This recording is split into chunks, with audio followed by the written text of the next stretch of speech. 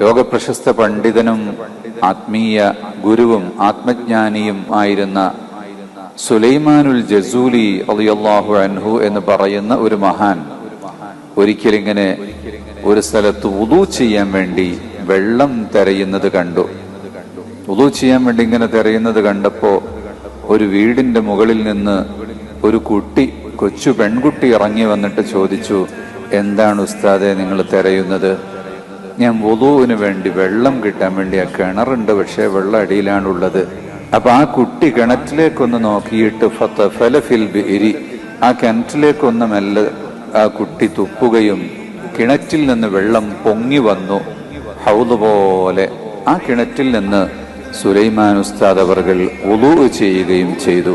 അങ്ങനെ അവര് ചോദിച്ചു, മോളെ നിനക്ക് എങ്ങനെയാണ് ഇത്ര വലിയ ഒരു ദറജ ഹാസുലായത്? അപ്പൊ ആ പെൺകുട്ടി പറഞ്ഞു,